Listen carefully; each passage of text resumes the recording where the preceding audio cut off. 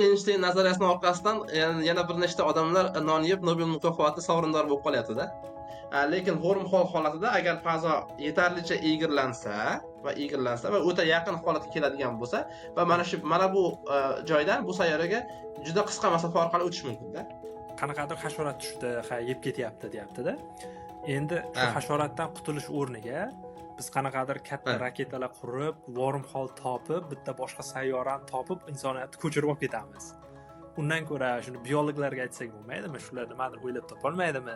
Bunday qarayapti-da, ko'p, ya'ni o'sha kinoda ham ko'rsatgan, bunday qarab turib, bir sferik nimanidir ko'ryapti-da. Biz wormhole tomon ketyapmiz, u teshik bo'lish kerak emasmi deb turib, yonidagi olimlardan so'raydi-da. Ya'ni orqa tomondagi narsani ham ko'rish mumkin-da qora tuynukda. Shunaqa obyekt. Shuning uchun ham hazil qilishadi. Hech qachon yashinmoqchi bo'lsa, qora tuynuk orqasiga yashinma deydi-da. O'shanda hosil bo'lgan data shu darajada katta bo'lganki, uni masalan turli mintaqalarda optik kabellar orqali yuborgandan ko'ra borib samolyotda tashigan osonroq bo'lganda. Qilgan fikrlarimdan bitta xulosa shuki, insonga Alloh taolo o'shanda masalan narsalarning nomini o'rgatadi-da, ya'ni bu narsa bu deb turib, ya'ni ilm beradi. O'sha ilmgina insonni farishtalardan-da yuqori nimaga olib chiqadi darajaga. Qulayotgan raketa qanaqadir qismlarini qora tuynukka uloqtirib yuborib turib, o'zi katta tezlikda qora tuynukdan energiya olib turib uchib ketishi mumkin-da. Burilishga e'tibor qilganimizcha faqat biz devorni ko'ramiz-da. U yerda devor tugaydi, shu bilan yo'l tugaydi deb o'ylaymiz. Lekin burilib olganimizdan keyin qarasak yana bir dunyo yo'l turgan bo'ladi. Shuning uchun to'xtab qolmaslik kerak. To'g'ri.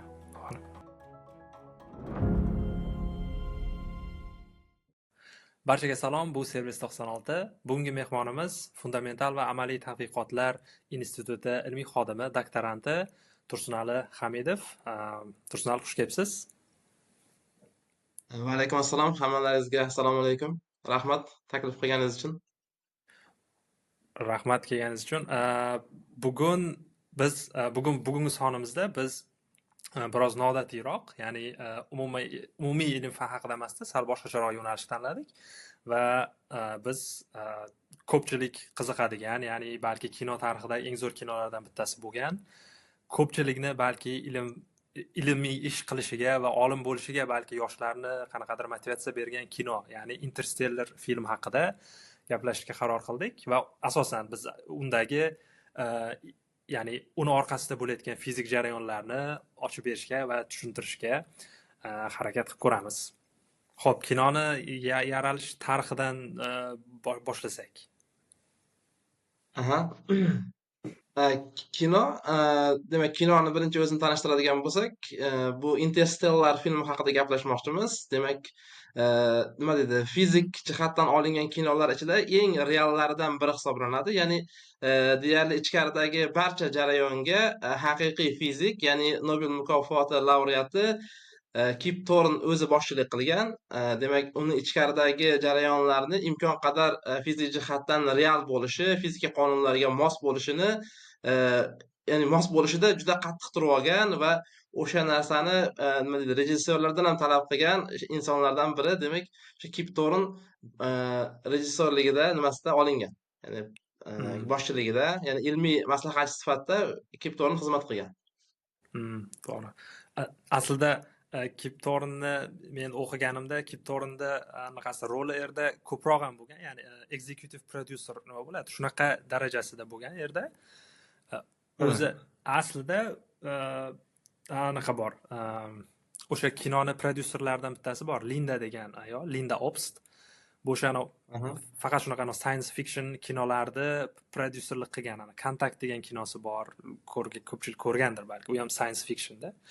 O'sha kinolarda ko'p ishlagan prodyuser o'sha.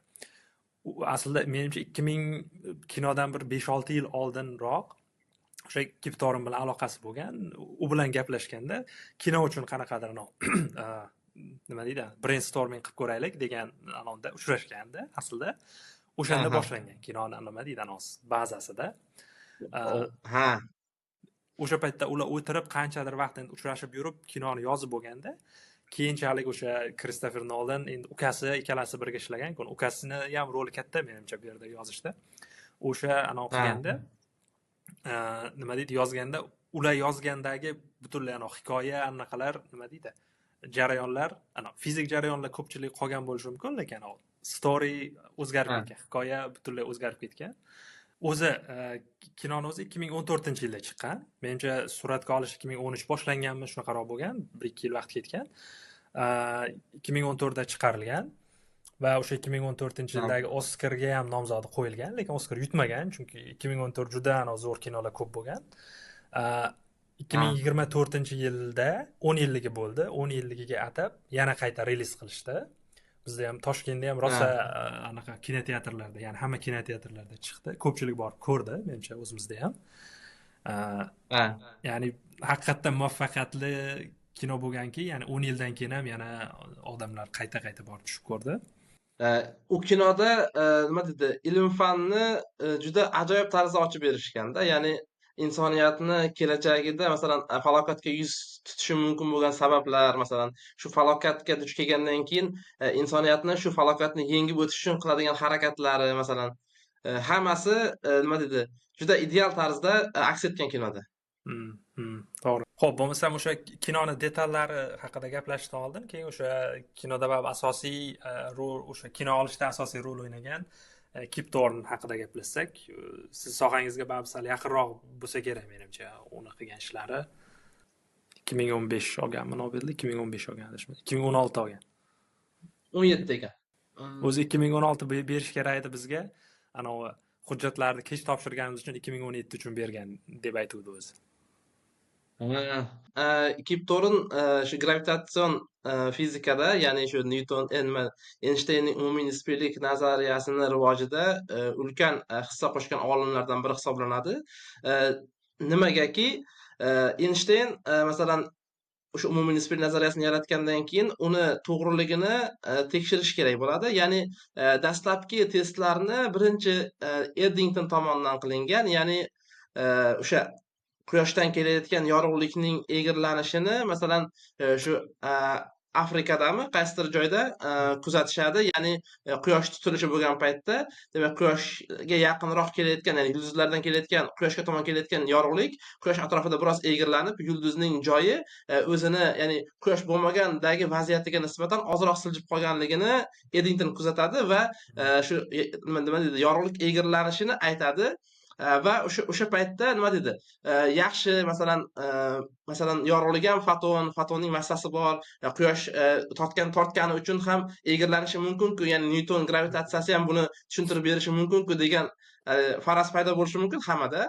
Lekin Newton gravitatsiyasi bilan buni tushuntirishning imkoni yo'q. Birinchi navbatda biz bilishimiz kerak, Newton gravitatsiyasida demak odatda u massasi mavjud bo'lgan jismlarga ta'sir ko'rsatadi. Ya'ni masalan massiv jismlar, ya'ni tinchlikda massasi bor bo'lgan jismlarga, ya'ni fotonga nisbatan agar foton masalan harakatda massasi yo'q deymiz-ku biz. Lekin masalan umumiy holatda shu mc kvadratni masalan mc kvadrat orqali foton energiyasi orqali uning massasini topadigan bo'lsak ham va bunga Newtonni shu gravitatsiya qonunini qo'llab umumiy yorug'likning egirlanishini hisoblasak ham bu to'liq egirlanishni tushuntirib bera olmaydi. Ya'ni masalan egirlanish burchagi 43 ark sekund yoki qanaqadir bir 50-60 chiqadigan bo'lsa, Newtonnikida oladigan natijamiz undan ancha kam chiqadi. Ya'ni Newton gravitatsiyasi bilan bu ulkan, ya'ni egirlanishni, ya'ni ulkan deganda qanaqa ma'noda? Newton gravitatsiyasiga nisbatan ancha katta bo'lgan egirlanishni Newton gravitatsiyasi tushuntirib bera olmaydi. Buni faqatgina fazo va vaqtning egirlanishi, ya'ni Einsteinning umumiy nisbiylik nazariyasi orqaligina tushuntirish mumkin-da. Ya'ni bu birinchi nima deydi, tekshirish hisoblanadi. Mana Einsteinning umumiy nisbiylik nazariyasi. Undan keyin bunaqa testlardan rosa ko'p o'tkazilgan, ya'ni Merkuriyni demak orbitasini, ya'ni umumiy ya'ni elliptik orbitadagi ellipsning katta yarim o'qlarini burilishini astronomlar kuzatishgan va bu kuzatish ham aslida bunaqa kuzatish boshqa sayyoralar ta'sirida ham bo'lishi mumkin, lekin umumiy u sayyoralarning ta'siridan tashqari u yerda demak fazo va vaqtning egirlanishini hisobiga yuz beradigan burilish bor va buni ham Newton gravitatsiyasi tushuntirib bera olmaydi. Bu ham Einsteinning umumiy nisbiylik nazariyasining to'g'riligini isbotida. Endi undan tashqari ham isbotlari topish kerak bo'ladi, chunki bu isbotlarning hammasi kuchsiz maydonlarda olinganda. Ya'ni kuchsiz maydon deganda quyoshning maydonidagi quyoshning massasi o'ta kichkina va uni atrofidagi egrilanishlar ham kam. Endi kuchli maydonlarda ham tekshirishga to'g'ri keladi. Bu kuchli maydonlarda tekshirishda faqatgina qora tuynuklar yoki bo'lmasa ular atrofida bo'layotgan jarayonlar orqali tekshirish mumkin. Ularda demak gravitatsiya ancha bizdan ko'ra kuchliroq. Newton gravitatsiyasidan ko'ra. Endi bu holatda tekshirishni bir nechta usullari bor. Birinchisi demak black hole'ni rasmini olish kerak. Buni ham olishgan. Masalan, yaqinda M87 va Sagittarius A* degan black hole'larni rasmlar olingan bo'lsa, amaliyotda, hayotda real rasmlar. Yana bitta nimasi bu gravitatsion to'lqinlar hisoblanadi. Ya'ni gravitatsion to'lqinlar bu Einsteinni umumiy nisbiy nazariyasi to'g'riligini eng katta isbotlaridan biri hisoblanadi. Ya'ni bu Einstein tomonidan bundan 50 yillar oldin bashorat qilingan, lekin shu paytgacha aniqlanmagandi va 2016-yilda shu LIGO kollaboratsiyasi tomonidan aniqlanadi va bunda shu Kip Thornening xizmati o'ta katta. Va shuning uchun ham 2017-yilda demak unga shu Nobel mukofoti berishadi, nimalari bilan birga, hamkasblari bilan birga. Bitta fakt aytib ketaman. Yaqinda o'qidim. O'sha Christopher Nolan Interstellar kinosida, ya'ni wormhole'dan foydalanishadi-ku, ular ham kinoda bor, hali gaplashamiz. O'sha wormhole'da aniqlashda gravitational to'lqinlar, ya'ni gravitatsion to'lqinlardan foydalangan degan joyi bo'lgan aslida, degan narsa bo'lgan ekan ssenariyda, lekin o'chirib tashlagan ekan o'sha narsani. Keyin o'chirib tashlagandan keyin 1 yildan keyinmi 2015-16da gravitatsion to'lqinlar aniqlangan. Keyin afsus qilgan afsus qilganman deb o'zi aytib bergan narsasini men eshitdim. Demak kino olinayotgan paytda hali gravitatsion to'lqinlar kashf qilinmagan bo'lganda, to'g'rimi? Kashf qilinmagan, 2 yildan keyin kashf qilingan, detekt qilingan. Qo'y. Ajoyib. Keyin anonsi ham anavda, masalan, hozir aytdingiz-ku, Einstein predict qilgan, oldin aytib ketgan dedingiz-ku. Anavda, nima deydi? Shunaqa geniy bo'lganki, Einstein anavsi, nima deydi? Daholigi, hamma narsani qilib ketganda, u nima deydi? Predict qilib ketaverganda. Biz o'sha tekshirish mumkin bo'lgan. Topib shuncha narsa topib qo'yapmiz-da, ya'ni u o'sha 100 yil oldin aytib ketgan narsalar topyapmiz-da biz hozirda. Bunday olganda. Shunday, bitta Einstein nazariyasining orqasidan yana bir nechta odamlar non yeb Nobel mukofoti sovrindori bo'lib qolyapti-da. Shunday. Juda ajoyib, juda go'zal nazariyalardan bittasida bu. Ya'ni insoniyatni nima deydi, erishgan eng katta yutuqlardan biri hisoblanadi. Chunki nimaga? Biz har doim, masalan, faraz qiling, 3 o'lchamli fazoda yashaymiz. 3 o'lchamli fazo va vaqt bizdan erkin holda, ya'ni u o'zi har doim mavjud bo'la oladi, ya'ni erkin o'tadi deb o'ylaganmiz-da shu paytgacha. Bu xuddi 2 o'lchamli tekislikda yurayotgan chumolilardek bo'lganmiz-da biz o'zimiz. Va 3-chi o'lcham borligini keyin sezib qolganmiz. Xuddi shunaqa tasavvur qilsak bo'ladi-da. Ya'ni juda biz uchun nima deydi, revolyutsiya bo'lgan desa bo'ladi-da, ya'ni ilmiy fan tarixida. O'sha kimdir anaqasi bo'lmasa aytib ketaylik, noto'g'ri aytsam to'g'rilaysiz. Men nomutaxassis odamman, o'zimcha tushunishga harakat qilaman. Ya'ni fazo ham biz oldin 3 o'lchamli derdik, ya'ni bo'yi, eni, balandligi bor bo'lgan qanaqadir o'lcham edi. Einstein unga 4-o'lchamni ham qo'shdi, ya'ni vaqtni. Demak, vaqt va fazo u bitta tushuncha, ya'ni qanaqadir bir fazo, qanaqadir bir materialga o'xshash tushuncha, qanaqadir material, qanaqadir misol uchun og'irroq jism tursa, o'sha masalan quyosh tursa yoki qora tuynuk tursa, o'sha materialni egrilaydi. Keyin yorug'lik o'sha to'g'ri emas, o'sha egri chiziq bo'lsa bo'ylab, ya'ni o'sha egri material bo'ylab harakat qiladi. Shunaqa? Taxminan shunaqa.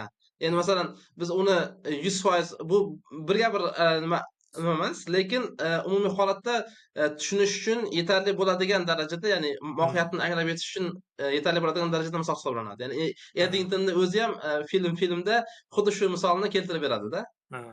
Aytib ketaylik, Eddington va Einstein degan kino bor, zo'r kino, ko'rish kerak. Maslahat berib ketay. Shunday. Einstein va Eddington, to'g'ri. Juda ajoyib, bu nisbiylik nazariyasini tug'ilishi haqidagi ajoyib filmlardan bittasi. To'g'ri. Keyin endi kino haqida gaplashib ketsak. Kinoni boshlanishidagi sahnalarga e'tibor beradigan bo'lsak, demak insoniyat hali hozir masalan kelajakda yashayotgan bo'ladi. Ya'ni kelajak deganda hozirgi biz yashayotgan dunyoni kelajagida yashayotgan bo'ladi va u yerda o'sha hamma narsa o'sha nima deydi katastrofaga uchrab bo'lgan va insoniyat uchun asosiy muammo texnik rivojlanishdan ham ko'ra oziq-ovqat topib yashab qolish bo'ladida. Ya'ni xuddi ibtidoiy zamonlardagiga holatga qaytib qolgan bo'ladi. Ya'ni hech kim rivojlanish yoki ilm fan haqida bosh qotirmaydi. Shunchaki qanday qilib hayotimizni saqlab qolish, masalan, ovqat topish, ya'ni ovqat yetishtirish kabi muammolarga duch kela boshlaydi. Chunki o'sha atmosferani holati, masalan, undagi masalan gazlarning miqdori, umuman changlar, hozirgi masalan iqlim o'zgarishlari hisobiga ekinlarni ekib, yetishtirib, hosil olish mutlaqo imkonsiz bo'lib qoladida. Ya'ni hosildorlik o'ta pasayib ketgan, odamlar soni ko'p, oziq-ovqat yetmaydi. O'shaning uchun faqatgina kinoda ham shunaqa sahnalar borku, insoniyat ya'ni injenerlardan ham ko'ra dehqonlarga ehtiyoj ko'proq hozir degan ma'nodagi gaplarni aytishadi-ku. Ha, to'g'ri. Ya'ni fermerlarga. O'sha anaqa bo'ladi-ku, kinoda o'sha Makkaga qanaqadir hasharot tushadi-ku, nima deydi? Blightda nima bo'ladi bilmayman o'zbekchada. Hasharotda. O'shanaqa qanaqadir tushib yeb ketadi, narsa bo'ladi. Keyin men ko'p internetda ham ko'p ko'rsangiz kerak, ko'pchilikda e'tirozi bor-da kinoni mana shu joyiga. Aytadiki, masalan, qanaqadir hasharot tushdi, yeb ketyapti, deyapti-da. Endi shu hasharotdan qutulish o'rniga biz qanaqadir katta raketalar qurib, wormhole topib, bitta boshqa sayyorani topib, insoniyatni ko'chirib olib ketamiz. Undan ko'ra shuni biologlarga aytsak bo'lmaydimi? Shular nimadir o'ylab topolmaydimi? degan anov bor-da. Qanaqadir pretenziya bor. Keyin shu savolda anovga ham berishgan, Kiptornni o'ziga ham bergan.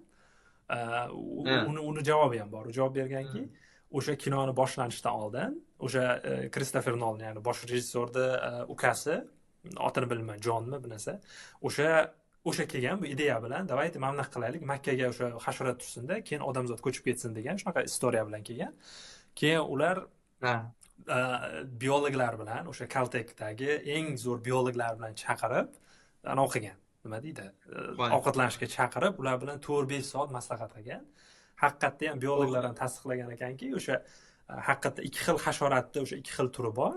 Mana bu turini yo'qotsa bo'ladi, lekin mana bu turini hozircha hech qanaqa hech narsa qilib bo'lmaydi. Agar bu bossa, hamma tomonni bosib ketadi degan narsani aytgan ekanda. Shundan keyin shu joyni kinoda qoldirgan ekan ular. Ya'ni aslida biologlar qilsin degani ham to'g'ri emas ekan, qila olmas ekan. Shu darajada imkonsiz narsa ekan. Demak, u shunaqa maxsus turida demak hasharotni.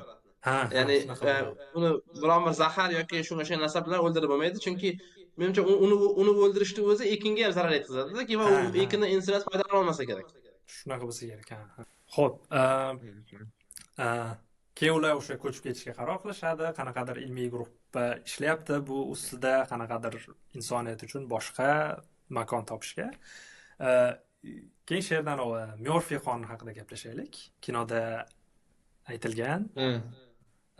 Nima o'zi u? To'g'ri. Murphy qonuni, endi men o'zim ham bu bo'yicha mutaxassis emasman, lekin qiziqib qidirib ko'rgandim. Shunaqa qonun bor, ya'ni yuz berishi mumkin bo'lgan masalan eng yomon hodisa albatta yuz beradi degan qonun o'zi sodda holatda shunaqa tushunishimiz kerak. Buni ko'proq nima deydi, mana injenerlar va shu ya'ni biron bir narsani ixtiro qilib, o'sha nima deydi, ixtiro qiladigan insonlar ishlatishadi. Ya'ni bu ishlatganda ham qanaqa ishlatish, masalan, qanaqadir tenglama yoki formula bilan emas unchalik ham. Ya'ni yuz berishi mumkin bo'lgan hodisalar ehtimolligini kamaytirishga harakat qilishadi-da.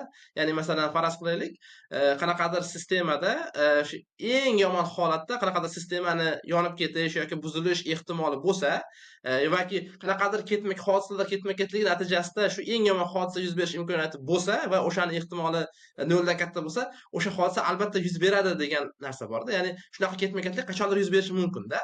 Xuddi mana Chernobildagi atom elektr stansiyasi masalan ancha mustahkam bo'lgan yoki boshqa bo'lgan, lekin o'sha hodisalar ketma-ketligi, ya'ni ketma-ket noto'g'ri qarorlar natijasida portlagan-ku masalan.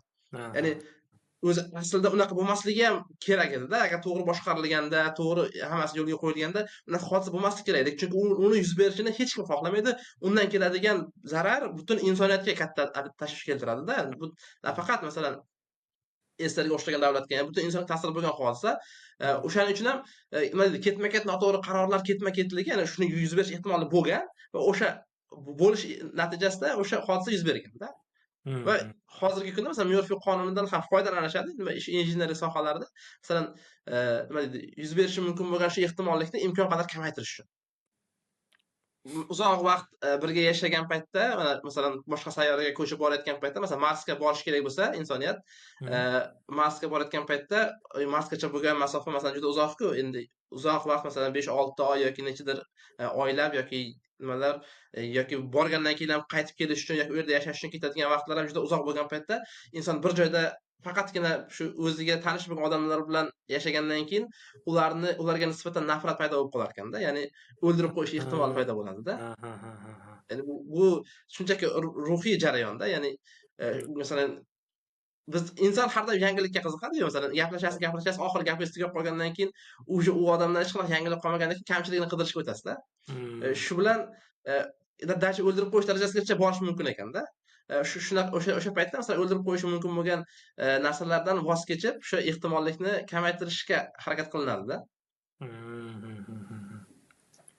Xo'p, keyin bo'lsa o'sha kino bo'yicha davom etaylik. Qanaqa bo'ladi o'sha Wormholga kelish, qanaqa davom etadi keyin? Endi o'zi kinoda biz bilamizki, shu Saturnni yonida Wormhol paydo bo'ladi va bu Wormholni birinchi Wormholni o'zi nima ekanligi haqida ozroq gaplashib ketishimiz kerak-da.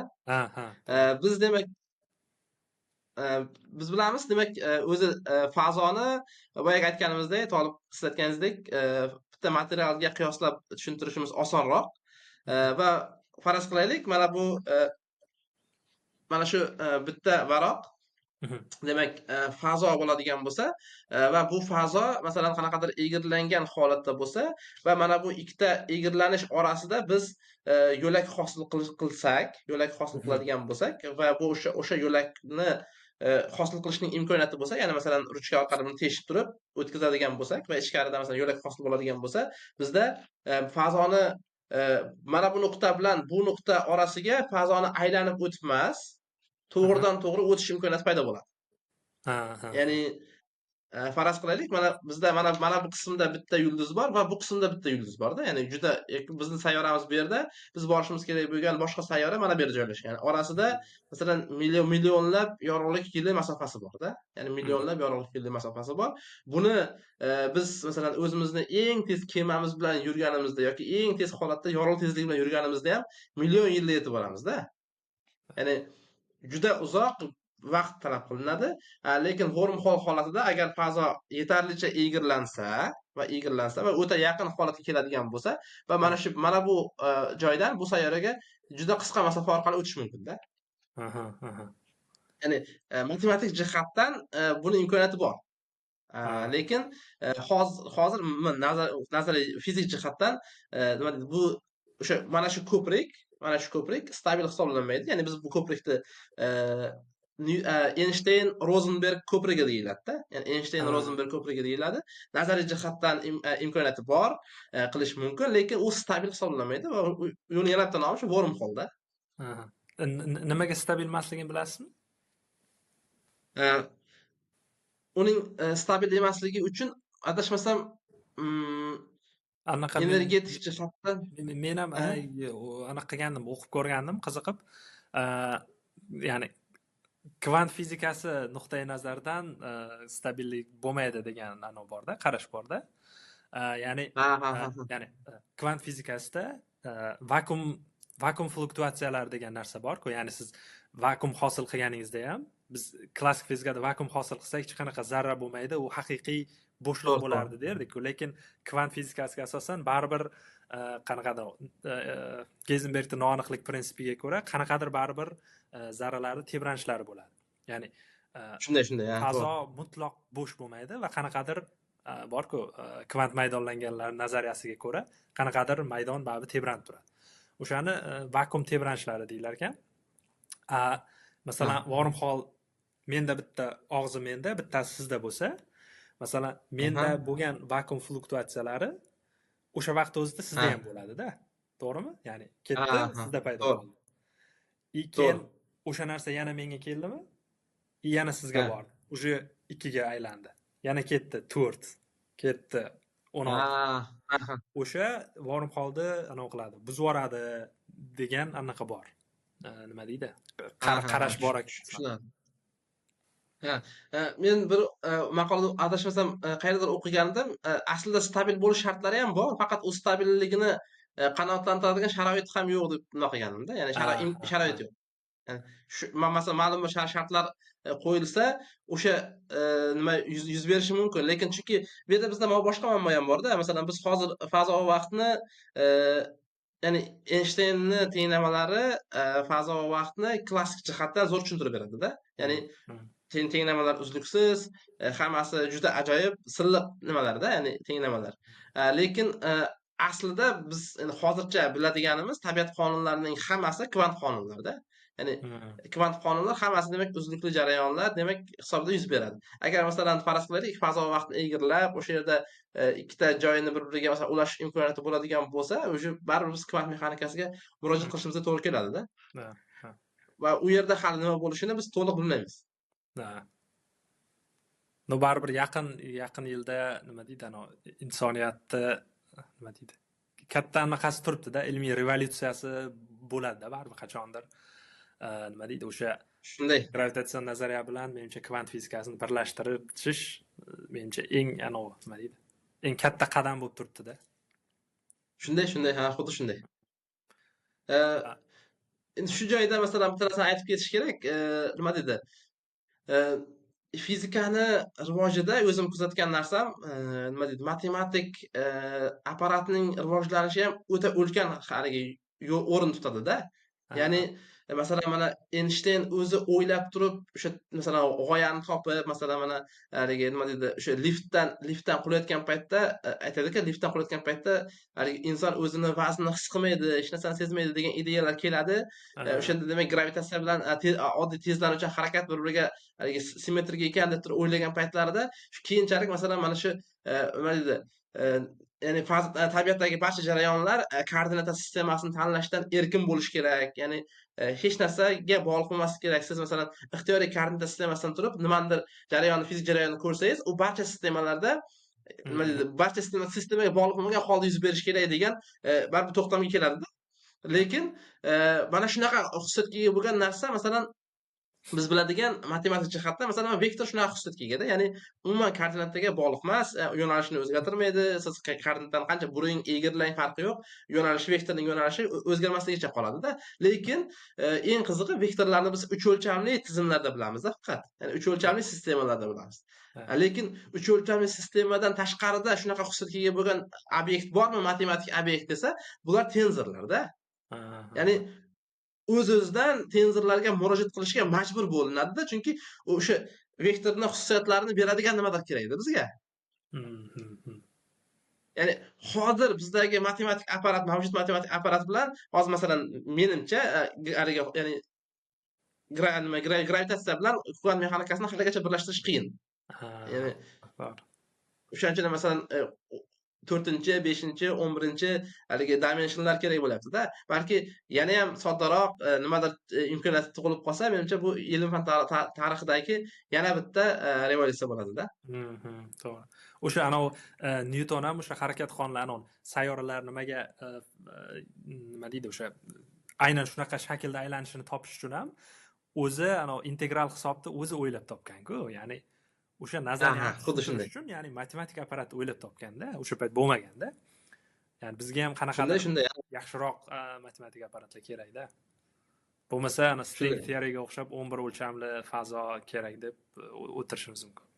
O'sha 11 o'lchamli fazo qaydan kelib chiqqanini bilasizmi?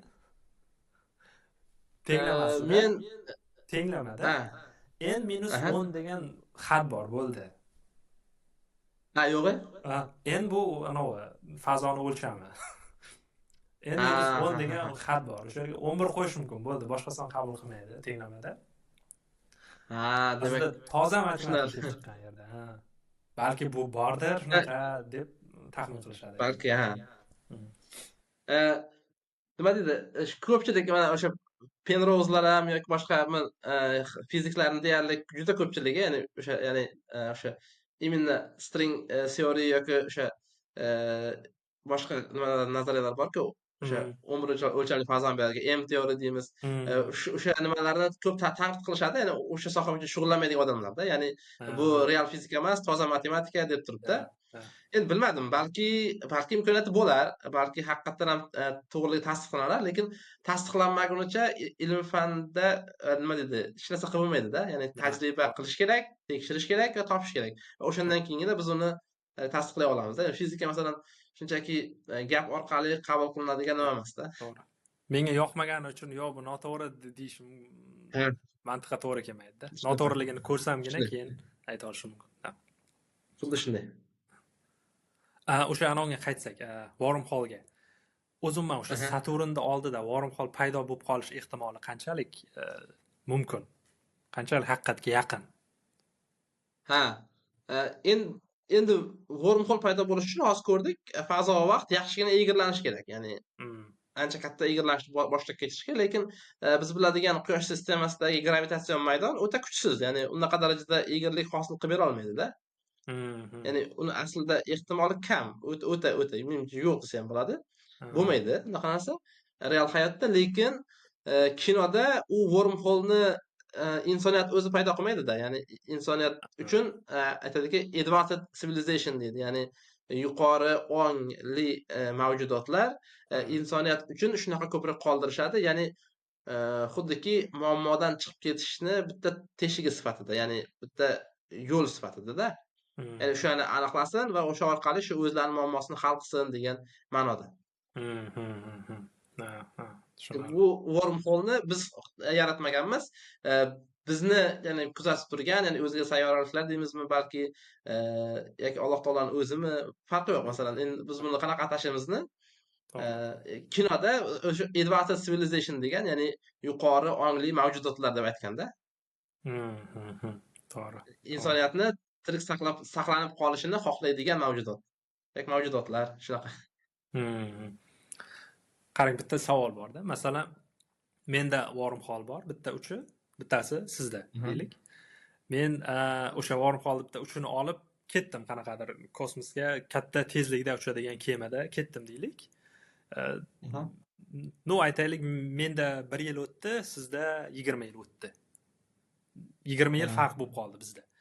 Endi o'sha wormhole'dan borib qaytib kelsam sizni oldingizga, ya'ni shunaqa imkoniyati bo'ladimi? Ya'ni qaysidir ma'noda, ya'ni o'tmishga qaytish degan tushuncha shunaqa deb tasavvur qilsa bo'ladimi shuni?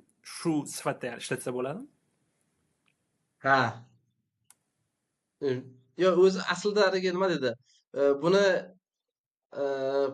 nima deydi, imkoniyati yo'q-da o'tmishga qaytishda.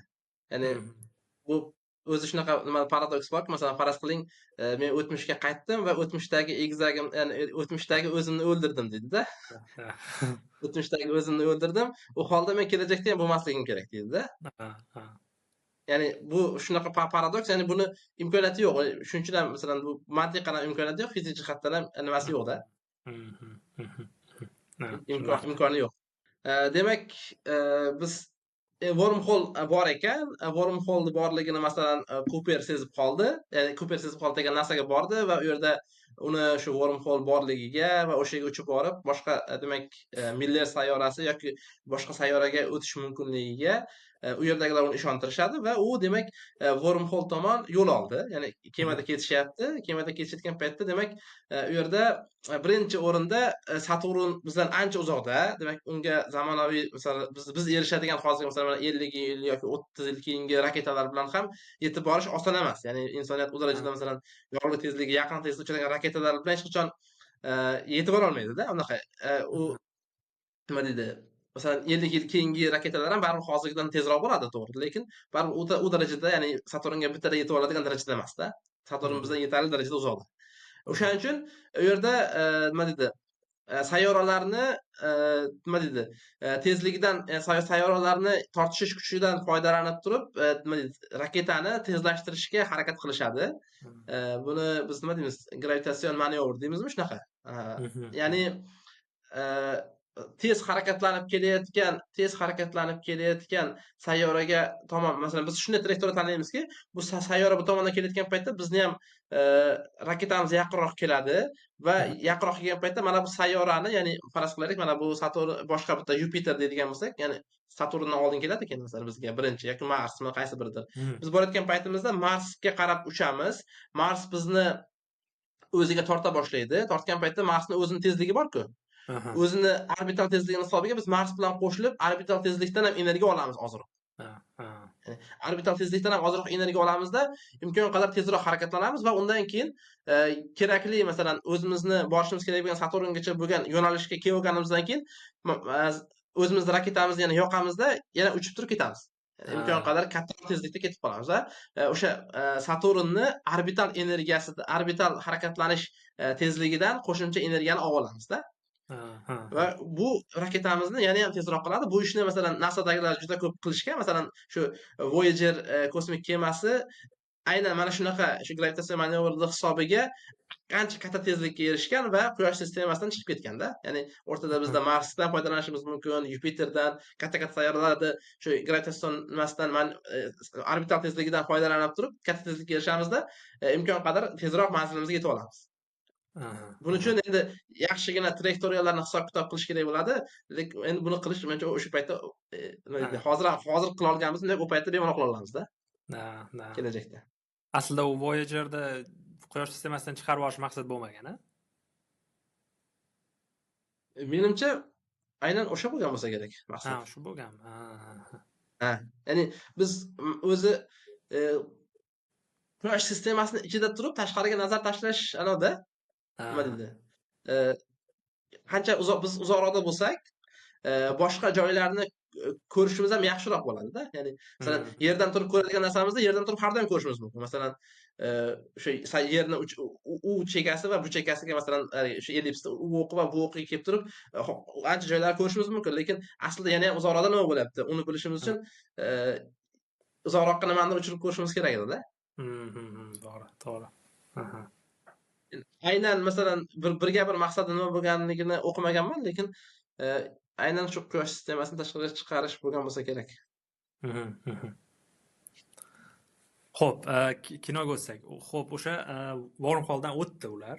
Qanaqadir boshqa galaktikaga tushdi, to'g'rimi? Keyin bitta qiziq joyi bor shu yerda.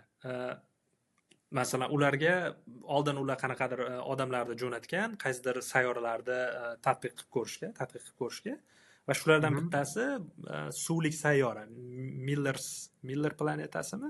Miller's planet deydi adashmasam. Suvlik sayyorada. O'sha suvlik joyga borishadi. Yerda qanaqasiga anavi to'lqinlar paydo bo'lib qoladi? Qanchalik mumkinmi shunaqa narsa? Tushunarli. Bu savolga o'tishdan oldin bitta narsani aytib ketishim kerak. Juda qiziq epizodlardan bittasi. Bu yerda ajoyib bitta fizika o'tadi. Kemada wormhole tomon ketishyapti. Demak, Cooper endi fizik emas, injener bo'lgani bilan juda kuchli fizik emas. U demak bunday qarayapti-da, ya'ni o'sha kinoda ham ko'rsatgan, bunday qarab turib bir sferik nimanidir ko'ryapti-da. Biz wormhole tomon ketyapmiz, u teshik bo'lish kerak emasmi deb turib yonidagi olimlardan so'raydi-da va o'sha yerdagi hamkasblardan bittasi albatta deydi-da. Endi albatta degan ma'noda aytadi. Biz 4 o'lchamli fazada yashaymiz. 4 o'lchamli fazodagi masalan aylana, ya'ni doira, ya'ni teshik 3 o'lchamli fazoga o'tgan paytda sfera bo'ladi deb turib juda ajoyib tarzda tushuntirib beradi-da. Ya'ni buni masalan hozir ham ko'rishimiz mumkin. Masalan, mana 3 o'lchamli fazodagi sharni ko'radigan bo'lsak, bu sharni biz 2 o'lchamli fazoga proyeksiya qilib turib qaraydigan bo'lsangiz, siz buni faqatgina hozir oq listdagi bitta doira deb ko'rishingiz mumkin-da. Ya'ni oq listda doira, ya'ni 3 o'lchamli sfera, 3 o'lchamli sfera 2 o'lchamli fazoda doira bo'ladi. Endi 4 o'lchamli sfera, ya'ni 4 o'lchamli doira, ya'ni 4-o'lchamdagi sfera 3-o'lchamga o'tgan paytda bizdagi sferaga o'tadi, ya'ni 3 o'lchamli sferaga o'tadi. O'shaning uchun biz wormhole ko'rgan paytimizda uni sfera sifatida ko'ramiz. Ya'ni bizga u hamma tomondan kirishimiz mumkin bo'lgan teshikka o'xshaydida. G'alati ko'rinishi mumkin, lekin shunaqa. Ya'ni fazoni ixtiyoriy tomondan kirishimiz mumkin. O'sha wormhole'ga. Keyin ikkinchi savolga o'tadigan bo'lsak, endi asosiy savolga o'tadigan bo'lsak, o'sha Miller sayyorasida to'lqinlarning balandligi o'ta baland bo'ladi.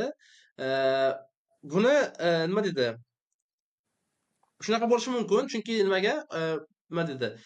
Black hole'ni tortishish kuchi o'ta katta. Ya'ni bu oddiy black hole emas, supermassiv black hole hisoblanadi. Supermassiv black hole'lar masalan Quyoshdan million marta yoki milliard marta massasi kattaroqda. Ya'ni odatda black hole hosil bo'lishi uchun 1,5mi, 1,4 Quyosh massasidan kattaroq bo'lishi kerakda, nima? 2-3 o'sha Quyosh massasidan kattaroq bo'lsa, o'sha black hole hosil bo'ladi. Real fizik jihatdan. Lekin biz biladiganimiz million marta, milliard marta katta bo'lgan black hole. O'shanaqa black hole bo'lgandan keyin uning atrofidagi sayyorada ham tortishish kuchi o'ta katta bo'ladi. Shunda hozir shu kattaligini hisobiga bu qora tuynukda atrofida aylanayotgan sayyora, to'g'rimi? Ha. Bo'ldi, tushundim. Endi o'shanga yaqinroq bo'ladi-da.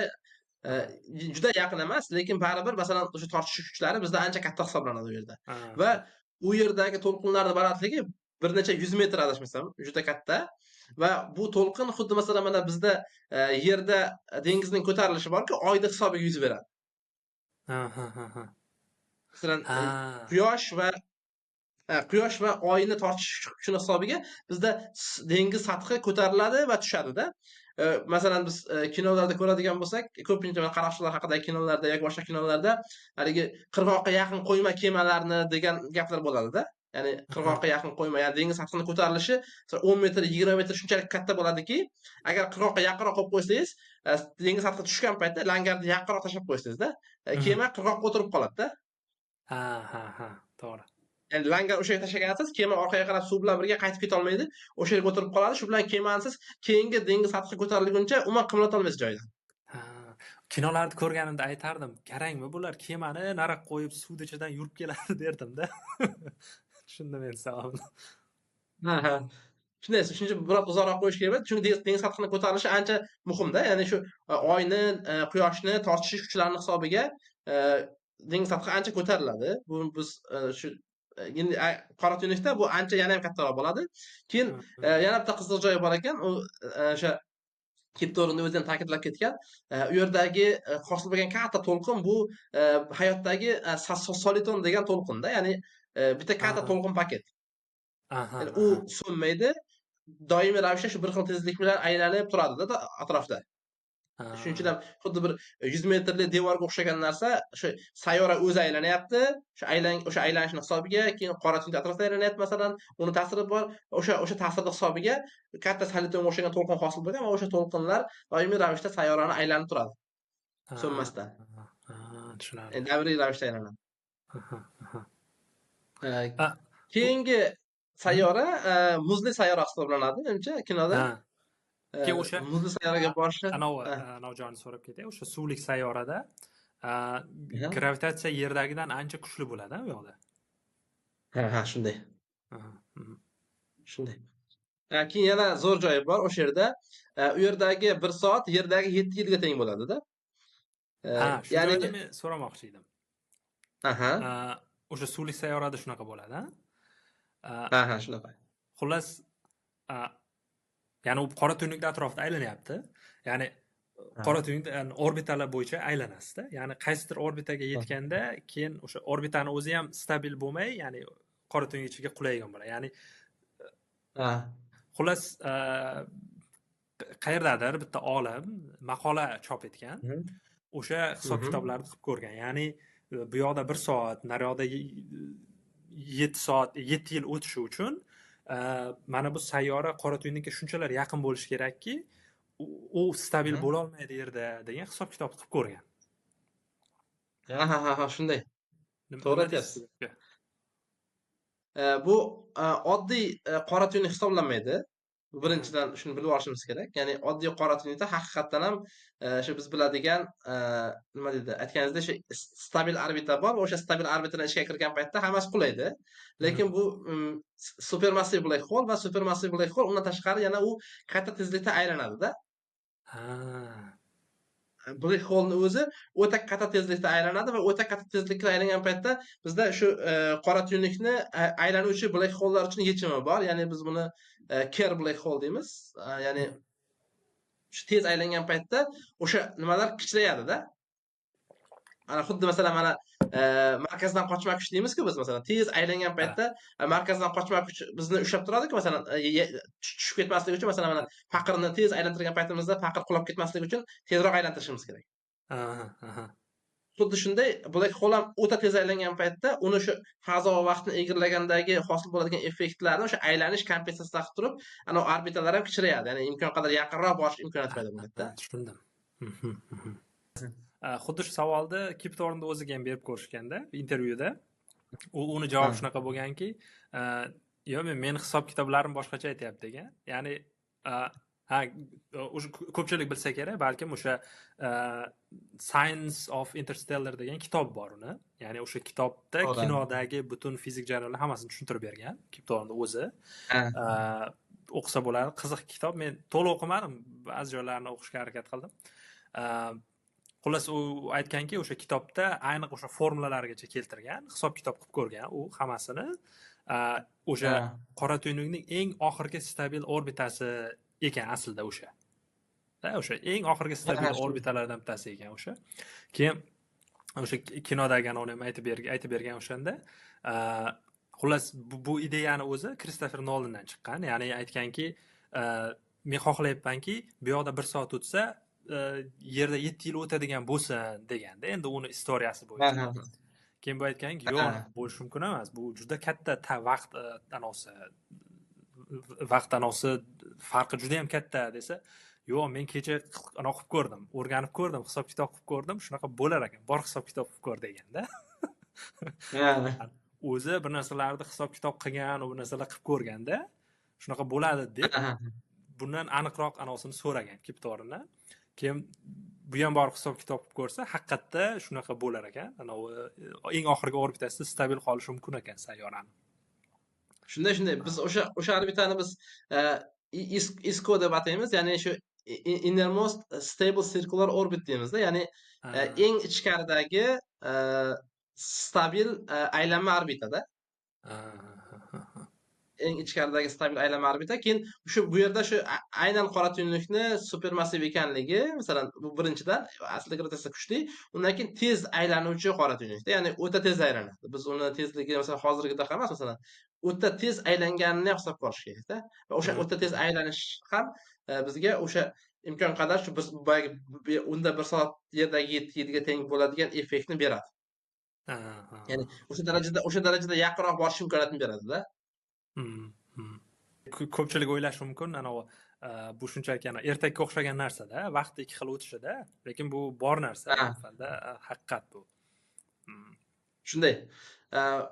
Fazo va vaqtni egallanishini hisobiga, demak, u yerdagi fazo va vaqt yerdagi fazo va vaqtdan boshqacha bo'ladi. Ya'ni deformatsiyalangan va boshqacha o'tadigan holatda bo'ladi va o'sha hisobiga u yerda demak vaqt sekinroq o'tadi, bizda demak tezroq o'tadi-da. Bu demak umumiy nisbiy nazariyasidagi effektlardan bittasi.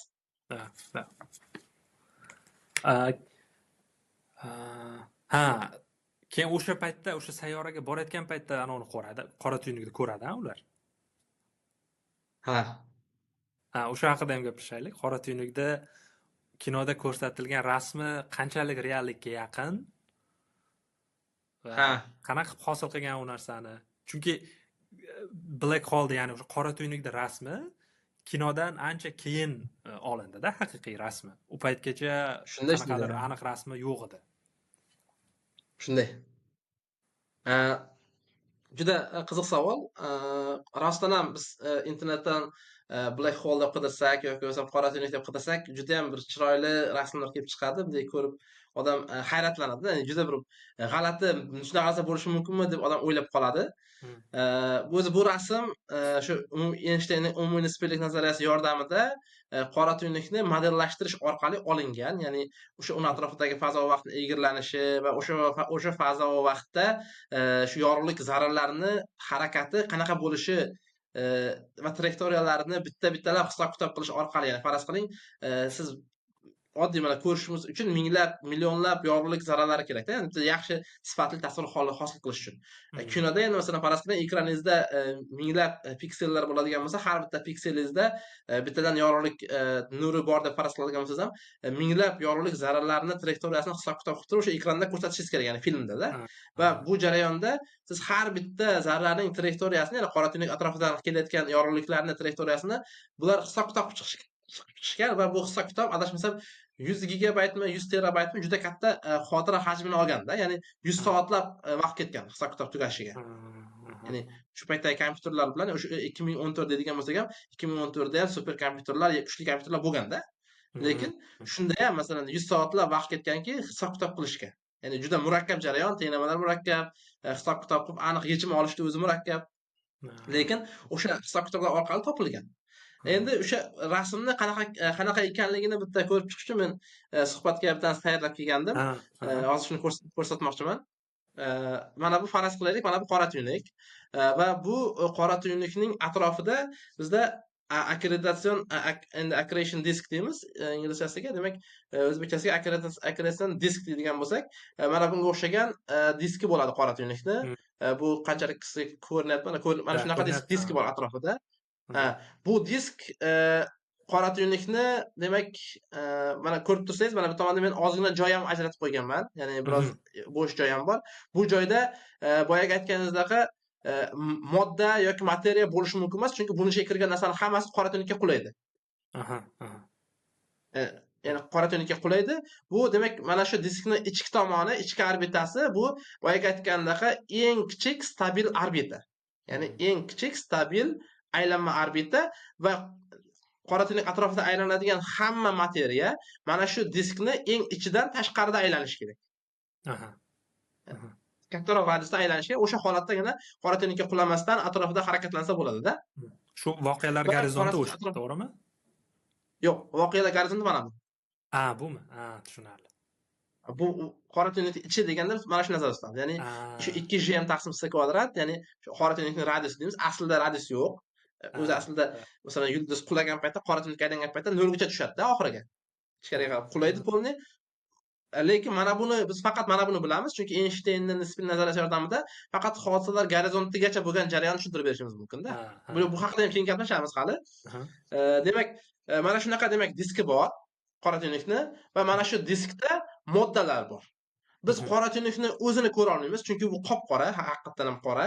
Ya'ni hech qanaqa yorug'lik chiqib ketib bo'lmaydi, buni ichiga tushgan narsa chiqmaydi, undan hech qanaqa signal kelmaydi. Bu degani qop-qora, undan signal olib bo'lmaydi. Unda nimani ko'ramiz biz desa, biz mana bu akkretion diskda mavjud bo'lgan moddalar bor, ya'ni atomlar, zarrachalar harakatlanadi va o'sha harakatlangan paytda qanaqadir tezlanishlar, o'zaro to'qnashishlar yoki nurlanishlar hisobiga mana bundan bizda elektromagnit to'lqinlar chiqib turadi. Mana shu diskdan. Bu chiqayotgan to'lqinlarni biz yerdan turib kuzatishimiz mumkin yoki qora tuynukka yaqinroq borgan odam mana shundagi nurlanishlarni ko'radi. Ya'ni shuncha mana bu disk bizga yorug' bo'lib ko'rinadi, chunki undan har doim nurlanish kelib turadi. Ya'ni o'sha tebranishlar hisobiga. Endi qora tuynukning shunaqa xususiyati borki, bunda yorug'lik har doim egirlanadi. Ya'ni buni atrofidagi yorug'lik shunchalik kuchli egirlanadiki, hamma tomondan, masalan, bu tomondan keladigan yorug'lik, masalan, siz mana bu tomondan turib kuzatayotgan bo'lsangiz, orqa tomonda turgan yorug'lik ham kelib turib egirlanib sizga ko'rinadi. Ya'ni orqa tomondagi narsani ham ko'rish mumkin-da qora tuynukda. Shunaqa obyekt. Shuning uchun ham hazil qilishadi. Hech qachon yashinmoqchi bo'lsa, qora tuynuk orqasiga yashinma deydi-da. Ya'ni orqa tomondagi odamni ham ko'rsatib qo'ya oladi, bitta old tomonga. Tushunarli? Xuddi shunaqa jarayon. Demak, diski bor. Demak, disk bu ko'rinadigan narsa. Masalan, siz mana tomondan qarasangiz, sizga demak ko'rinib turadi. Endi qora tuynuk mana bunday turgan paytda biz uni orqa tomondagi, ya'ni men tomondagi diskini siz ham ko'rishingiz mumkin. Siz Aha. tomondagi diskni men ham ko'rishim mumkin-da. Aha. Demak, disk bizga orqa tomoni ko'ringan payt mana bunday ko'rinadi. Aha. Mhm. Ko'rdingizmi? Mhm. Endi pastki tomondagi disk ham xuddi shunaqa ko'rinadi mana. Aha. Xuddi shunaqa Natijada rasm ko'rsatilgan kinoda. ha, va ekranda ham xuddi shunaqa tasvir paydo bo'lgan bizda. Ya'ni Aha. diski bor, materiya mana bu tomondan bunaqasiga aylanadi-da, tepaga chiqib turib, keyin pastga tushib bu tomondan keladi. Mm. O'sha tepadagi Pastdagi esa xuddi aslida shunaqa, u mana past. sharning narigi tarafidagi-da, to'g'rimi? Ha, orqa tomon. Mm. Diskning orqa tomoni aslida bu. Diskning orqa tomoni mana bu tomonda. Aslida mana bu bunaqasiga aylanib turib kelyapti. Lekin diskning orqa tomonidan ko'rish imkoniyati bo'lganligi uchun bizda mana bunday holatda bo'ladida, bizda mana bu tomondan kelgan materiya bunday aylanib tepaga chiqib, xuddiki asli orqasiga o'tgan bo'ladi. Aha. Tepaga chiqib, bunday tushib tomonga tushayotganga o'xshaydi. Pastdan kelayotgan pastki tomondagi materiya ham xuddi shunaqa. Bunday keladida, pastga tushib, bunday bu tomondan ko'rinadi. Aslida orqa tomon turibdi bu. Masalan, Saturn bo'lganda biz albatta orqasini ko'ra olmagan bo'lardik. Lekin bu qora tuynuk bo'lgach orqasini ko'ra olamiz. Sheda bitta savolda. Masalan, hozir menda bunday kelyapti, tepasidan o'tyapti. Endi mendan 90 gradus bu yoqda turgan odam qarasachi, bu yoqda turgan odam. O'sha tepadagi unga parallel qarasa nima bo'ladi? Unga ham xuddi shunaqa menga ko'ringandek ko'rinadimi? Yo'q. O'shani 90 gradus boshqacha ko'rinadi. Boshqacha.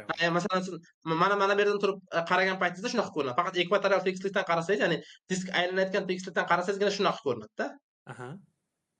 Lekin disk aylanayotgan tekislikdan emas, tepadan qaraydigan bo'lsangiz, bu yerda sizga g'alati mana bu yerdan qarasangiz, bunda boshqacha ko'rinadi. Ya'ni mana bu tomondan keladigan yorug'lik ham boshqacha egilgani uchun uni markazlari ozroq o'zgaradi va o'sha hisobiga aynan shunaqa simmetrik ko'rinmaydi. Bir tomoni sal yorug'roq yoki xiraroq ko'rinishi mumkin. Shunaqa. Aynan bir xil ko'rinmaydi lekin. Tushunarli.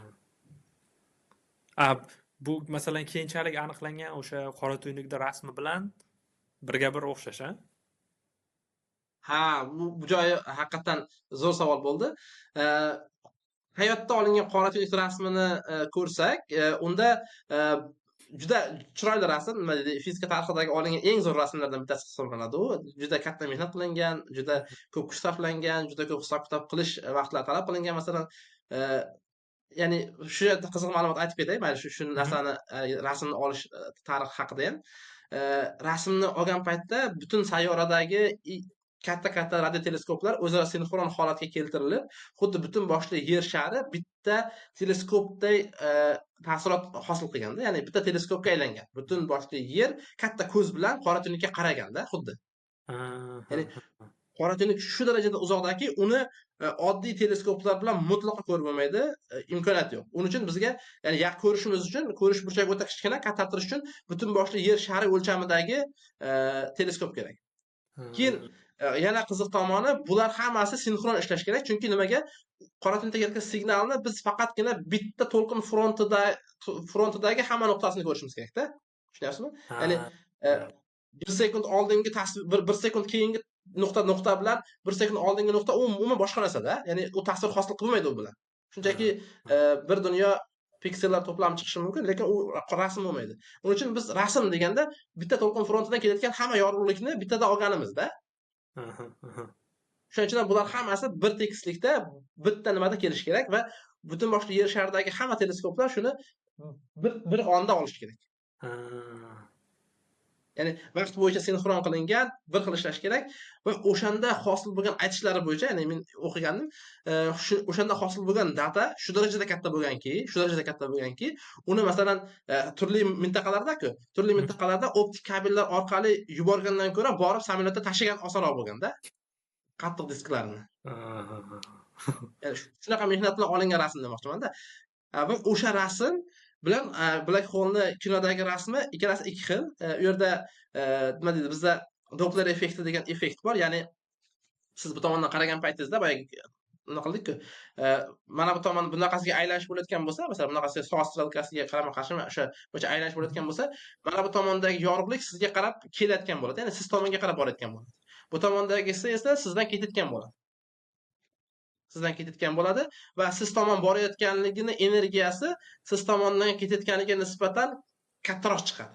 Ya'ni bu shu Doppler effekti deyiladi. Ya'ni qizilga siljish, yashilga siljish degan effekt bor. Ya'ni bu tomondagi yorug'likda sizga borgancha energiyasi kattaroq, Mhm. bu tomondan kelayotgani esa kamroq bo'ladi. Va shuni hisobiga ham bir tomoni biroz yorqinroq, ikkinchi tomoni biroz xiraroq ko'rinishi mumkin. Ha.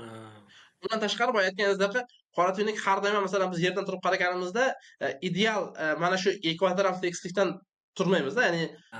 kimdir mana shu masalan kimdir nima deydi qachondir yerdagi odamlar sayyorani markaziga qarab turib, ya'ni o'sha galaktikamiz markaziga qarab siz shu Sagittarius A starni degan o'sha qora tuynukni ko'rsa, ideal holatda, chiroyli holatda ko'rsin demaganda. Ya'ni siz biroz bundayroq holatda ko'rishingiz mumkin, yo boshqaroq holatda ko'rishingiz mumkin. O'shaning uchun ham u yerda imенно har doim ekvatoral tekislikdan qaramaysiz-da. Shuning uchun ham har doim simmetrik chiqmaydi tasvirlar. Ha, ha, ha. To'g'ri, to'g'ri. Shunday. Mhm. Ha, keyingi shu jarayonda keyingi qismi qiziq joyi bor. Yana bitta o'sha muzli sayyorada. Aha, aha.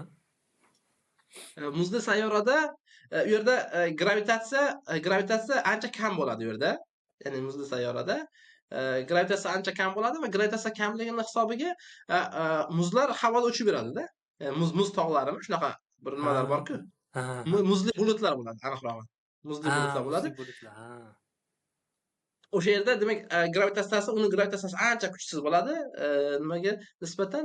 O'sha hisobiga u yerda bulutlar nima deydi, muzlar bulutga o'xshab turib uchib yuradi. Ya'ni bunaqa ham bo'lishi mumkin. Masalan, mana biz Oyga astronavtlar uchgan paytda, u yerga tushgan paytda yerdagidan 6 marta kam gravitatsiyaga duch kelganda, ya'ni siz yerda 1 metr sakrasangiz, Oyda 6 metr sakrashingiz mumkin-da, masalan. Ha.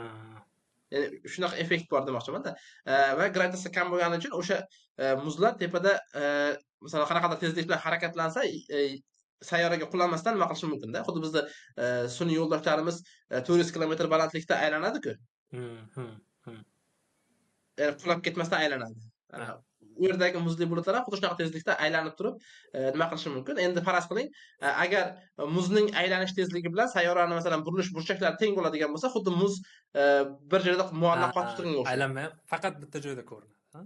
Ha, xuddi shunaqa. Xuddi mana bizni stabil orbitamiz borda tepada. Ya'ni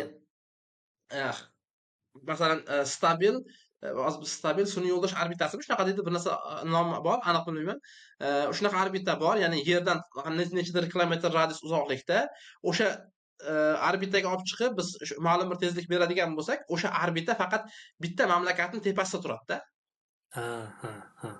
Ya'ni yerni aylanish davri 24 soat bo'lsa, o'sha sun'iy yo'ldoshning aylanish davri 24 soat bo'ladi va bir nuqtada qotib turgandek bo'ladi xuddi. Siz bemalol unga signal jo'natib, u orqali boshqa nimaga axborot jo'natishingiz mumkin bo'ladi-da. Shunaqa stabil orbitalar bor. Xuddi shunaqa stabil orbita, uning gravitatsiyasi kamroq bo'lgani uchun juda uzoqda emas, yerga o'xshab yaqinroqda bo'ladi-da. Ha. Va u muallaq xuddi bir muz tog'iga o'xshagan narsa-da tepada. Juda g'alati ko'rinadi, lekin imkoniyati bor. O'sha joydagi bitta rasm bor. Men eng yoqqan nima deydi, kadrlardan bittasi. Mana bu yerda ham turibdi rasmi. Mana. Uchalasini ko'rinadi-ku uzoqdan. Uzoqdan ko'rsatadi-ku. Eng menga yoqadigan kadr mana shu. Odamzod his qilasizda, ya'ni 3 ta odam, ya'ni butun boshqa galaktikada ekanligini. Bilmadim, menga yoqadi shu. Shuning uchun shu rasmini shunaqa qo'yib qo'yganman pastdan. Lekin o'sha yerda gapir. Bitta nima dedi, qiziq narsa esimga tushib ketdi. Endi shu yerda aytib ketishim kerak. Qur'oni Karimda demak Alloh taolo o'sha yerda aytadiki, farishtalarga aytadi, sizlar o'sha odamga, ya'ni Odam alayhissalomga sajda qilinglar degan ma'noda nima keladi-ku, masalan, buyruq beradi Alloh taolo va farishtalarning hammasi Odam alayhissalomga sajda qiladi, bittagina shayton sajda qilmaydi deydi-da. Endi o'sha yerda bitta endi aslida buni nimasi sharhi juda ko'p bo'lsa kerak, ya'ni nima uchun sajda qilishni Alloh taolaning o'zi buyurgani yoki bo'lmasa boshqa nimalar haqida o'zimni ya'ni o'qib o'zimcha qilgan fikrlarimdan bitta shu xulosa shuki, insonga Alloh taolo o'shanda masalan narsalarning nomini o'rgatadi-da, ya'ni bu narsa bu deb turib, ya'ni ilm beradi. O'sha ilmgina insonni farishtalardan-da yuqori nimaga olib chiqadi darajaga. Tushunyapsizmi? Ya'ni odam alayhissalomning darajasi o'sha ilmi bo'lgani uchun, ya'ni o'sha ilmni Alloh taolo o'zidan olib turib, o'rganib, farishtalardan-da ilmi yuqori bo'lganligi uchun uning odam alayhissalom darajasi ulardan-da yuqoriroq bo'ladi va o'sha ilmgina insonni yuqori martabalarga ko'taradi. Xuddi shunday, hozirgi masalan kinodagi masalan ko'radigan bo'lsak, o'sha inson ilmi bilangina o'shanaqa uzoq sayyoralarga, o'shanaqa uzoq joylarga yetib boradi-da. Ya'ni faqatgina ilm uni yuksaltirib o'sha joyga yetkazib boradi. Ilm bo'lmaganda u faqatgina o'sha o'zini yerida, ya'ni o'zi xarob qilgan yerda yashab qolib ketgan bo'lardi-da, ya'ni o'lib ketgan bo'lardi. Ha. Hmm. O'sha nima kelib qoldi hozir xayolimga? Ha, bittanisini aytib ketay. O'sha o'sha muzlik sayyorada borganda doktor manmi bo'ladi-ku. O'shani Roberti ham bo'ladi, Ha. bilasizmi? Ha. Robertning oti nima bo'ladi, bilasizmi? Yo'q. Kip bo'ladi. Ha. Uni o'sha Kip Tornda anaqasi uchun nomi uchun qo'ygan ekan. Kip deb. Ha, demak o'sha bitta nima esdalik sifatida qoldirib ketgan, to'g'rimi? Ha. Ana Tars degan Robertni Starni teskarisi qilib olishgan. Keyingisi yana nimadir. Xullas hammasini ma'nosi bor. Uchalasini ham. Bor. Shu detallarigacha e'tibor bergan ekanda o'ta. Ha. Endi hozir demak muzli sayyorani ko'rib chiqdik. Endi muzli sayyoradan keyin demak endi Black Hole'ga qulash jarayoni haqida gaplashadigan bo'lsak, Black Hole'ga qulayotgan paytda, ya'ni o'zi ularni adashmasam kemasini energiyasi yetmay qoladi, qaytib uchib ketishgacha. Va o'sha qandaydir yo'l bilan demak biz energiyaga ega bo'lib, Black Hole'ni tortish kuchini yengib, yana chiqib ketishimiz kerak. Ya'ni wormholegacha yetib olishimiz kerak, ya'ni boyagi tuynukkacha-da. Aytib. Endi o'sha yerda demak qizil jarayon bor. Biz ya'ni fizikada nima deydi, gravitatsiya fizikada Penrose process degan juda ham ajoyib jarayon bor. Ya'ni juda ajoyib, juda qizil jarayon bor. Aylanadigan qora tuynukni yechimlaridan bittasi shu Kerr Black Hole'da uni aylanishini hisobiga oddiy qora tuynukdagidan boshqacha hodisalar yuz beradi. Ya'ni aylanmaydiganidan ko'ra boshqa hodisa yuz beradi va u aylangan paytda unda bitta horizon emas, ikkita hodisalar gorizonti bo'ladi. Aylanishning hisobiga. Ya'ni bittasi tashqi gorizont deyiladi, bittasi ichki gorizont deyiladi. Tashqi gorizonti biroz qattiqroqda, ichkarisi ancha ichkarida joylashgan bo'ladi-da. Ya'ni nima deydi, o'sha m plus minus adashmasam shunaqa m minus a kvadratning tenglamasi bor, ya'ni ilzosida.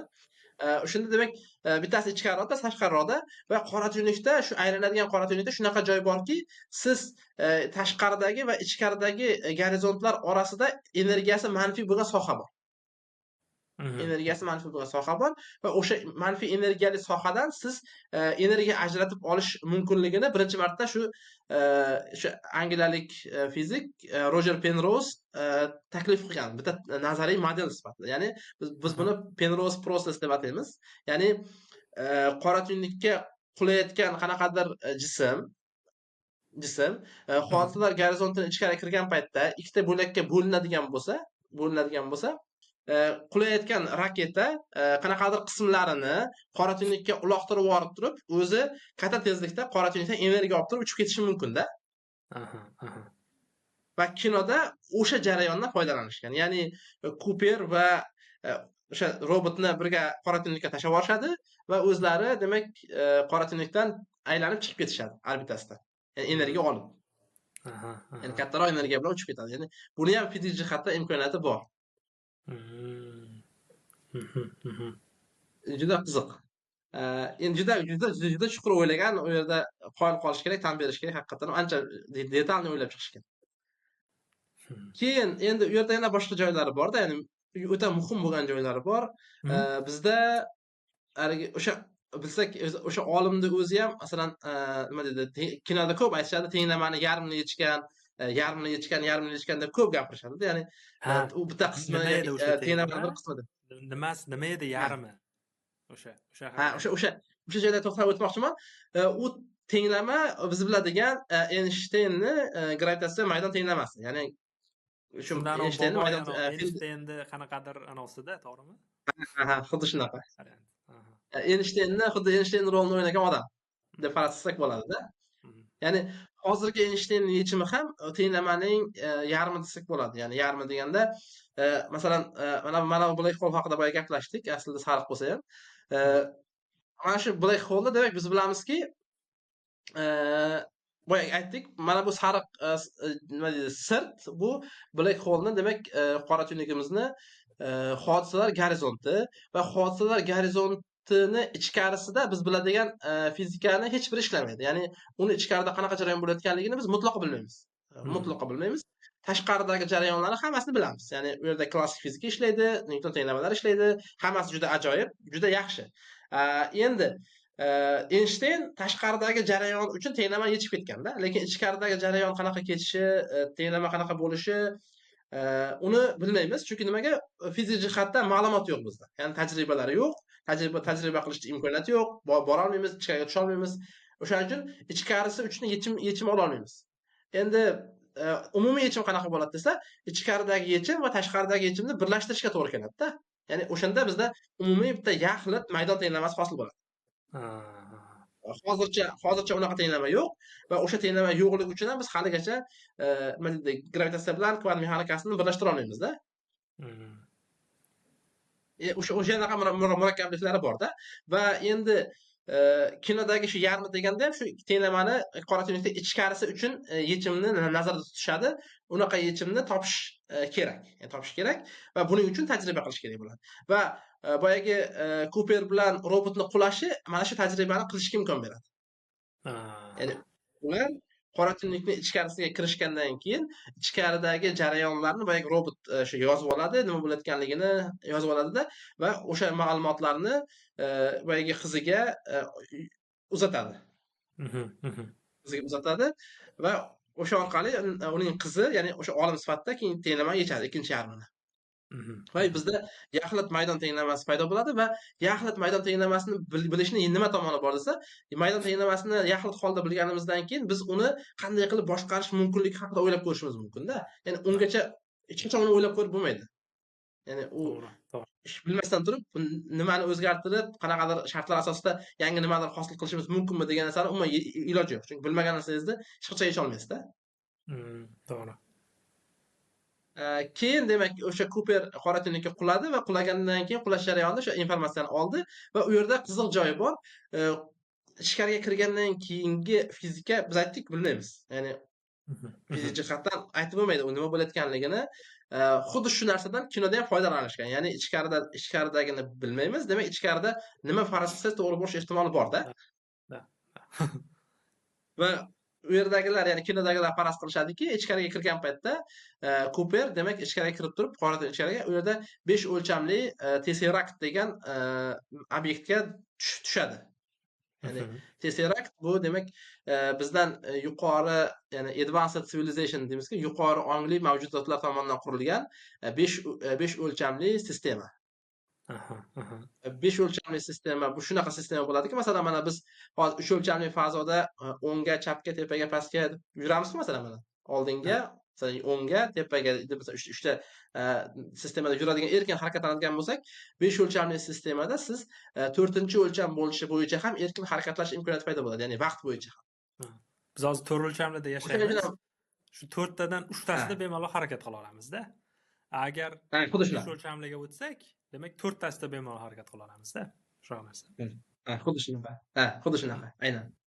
Va o'shaning uchun ham demak Kuperda 4-o'lcham, ya'ni vaqt bo'yicha ham harakatlanish imkoniyati paydo bo'ladi va shuning uchun ham qizini o'tmishiga qaytib turib boshda signal yuborishga harakat qilib ko'radi, keyin qizini kelajagiga qaytib nima qiladi, ya'ni nima deydi, xabar yuborishga harakat qilib ko'radi va bilsak kinoni boshida, ya'ni o'sha qizi bilan birinchi nima qilgan paytda kimdir bizga xabar bermoqchi, ular biz bilan bog'lanmoqchi deydi. Buni keyin kino oxirida bilamizki, aslida bog'lanmoqchi bo'lgan odam Kuperning o'zi. Kuperning o'zi qizi bilan bog'lanmoqchi bo'layotgan bo'ladi-da. Bu kinoning oxirida keyin ayon bo'ladi. Keyin yana qiziq joylari bor. Bu o'ta fizik jihatdan muhim, aytib ketishimiz kerak. Qora tuynukni ichkariga tushgan narsa aslida chiqib ketishning imkoniyati yo'q. Mutlaqo imkoni yo'q. U yerdan faqat qolish kerak. Va o'shaning uchun keyin uni ichiga kirgan narsada hech qachon u yerdan biz signalni tashqariga qarab yubora olmaymiz. Ya'ni yuborishni imkoniyati yo'q. Masalan, ichkariga kirdingizmi, yubordi. Hech qanaqa yo'l bilan siz tashqariga fonar yoqib ham o'zingizni axborotingizni yetkaza olmaysizda. Aha, aha. Kinoda o'shaning uchun ham gravitatsion to'lqinlardan, ya'ni gravitatsion fluktuatsiyalardan foydalanishadi. Ya'ni Kuper sekin masalan teginib turib, haligi gravitatsiyani ozroq boshqaradida, o'sha nima deydi, shtrix kod bilan, shu barkod bilanmi axborot qoldiradi yoki Morze alifbosi bilan axborot qoldiradi yoki soatni strelkasini tebrantirib axborot qoldiradi yoki kitobni itarib borib axborot haligi o'tkazadi, uzatadi. Ya'ni gravitatsion to'lqin, ya'ni gravitatsion to'lqin bu shunchaki fazo va vaqtni tebranishida, ya'ni u black hole'ni nima deydi, ta'siri unga yo'q. Ya'ni demoqchimanki, ya'ni qanaqa ma'noda shunchaki fazoni egirlanishi va bu egirlanish bemalol masalan tebranib chiqib ketishi mumkin black hole'dan. Chunki u tortishish emas, boshqa narsa emas, shunchaki fazoni tebranishi. Va o'shani hisobiga demak kinoda ham gravitatsion to'lqin orqali axborot uzatiladi. Buni imkoniyati bor-da, ya'ni. Demak, hech narsa, ya'ni elektromagnit to'lqin, hech narsa yorug'lik, hech narsa chiqa olmaydi qora tuynukdan, lekin gravitatsiya chiqishi mumkin. Gravitatsiya orqali ma'lumot uzatishimiz mumkin. Ha. Gravitatsiya axborot berishi mumkin bizga, ya'ni u o'zi gravitatsiyani o'zi bizga shu fazo va vaqt haqida axborot beradi va shu fazo va vaqt shunchaki egirlanishda, ya'ni u qora tuynukka tortilib qulaydigan narsa emas-da. Masalan, materialning hammasi qulaydi, ichkarida qolib ketadi-ku. Masalan, materiya, masalan, fotonlar, hamma narsa qulaydi ichkariga qarab. Lekin gravitatsiya bu shunchaki fazo vaqt egirlanishi, shunchaki sirtni egirlanishda, tushunyapsizmi? Ya'ni ixtiyoriy egirlanib turgan, masalan, mana faraz qilaylik, bitta material bor, materialni juda katta haligi shar bilan pastga qarab egirladi, lekin xohlagan paytda chertib turib uni tebratish mumkin-da. To'g'ri. Sirt orqali tebratib bo'laveradi, shu imkoniyati bor. Shuning uchun ham u gravitatsiya orqali axborot uzatadi. Keyin endi masalan nimasi bor, yana qiziq joylari bor. Kuperni qaytishi ham qiziq bo'lgan ekan. Ya'ni men Kristofer Nolan o'sha Kiptoringa aytgan ekanda, men o'sha Kuperni orqaga qaytarmoqchiman deganda. Orqaga qaytarmoqchiman degan paytda, yo'q, buning iloji yo'q. Qaytib bo'lmaydi hech qachon u yerdan deb nima qilganda, ya'ni aytgan, chunki qora tuynukka kirgan narsa hech narsa chiqa olmaydi u yerdan deganda. Va chiqolmaydi degandan keyin endi u 5 o'lchamli tesaraktga nimaga tushib qoldi-ku, obyektga. Ular shu Advanced Civilization tomonidan qurilgan va shundan keyin o'sha sivilizatsiya o'sha tesaraktni yopadi deydi-da endi. Yopadi, endi bu ham biroz fantastika, bu fizikadan yiroqroq, uning imkoniyati yo'q va o'sha yopgandan keyin uni demak o'sha nimada Saturnning oldida paydo bo'lib qolishiga nima qiladi? Ya'ni imkoniyat yaratib beriladi. Keyin o'sha endi bu joyda noma'lum. Anaqa boya aytdim-ku, o'sha Kiptorning kitob bor, Interstellar haqida, to'liq ilm fanni tushuntirgan. Aslida bu kitobni kinodan oldinroq yozishni boshlaganda, u keyinchalik kinoga o'zgarib ketganmi, shunaqa bo'lgan. Kino haqida bo'lib qolgan. Keyin o'sha Kristofer Nolan hamma kinosini boshqa kinolarni ko'rgan bo'lsangiz, Inception'da ham yoki Tenet'da ham qanaqadir oxiri anaqa bilan, savol bilan qoldiradi-da, ya'ni aniq tugatmaydi kinoni-da.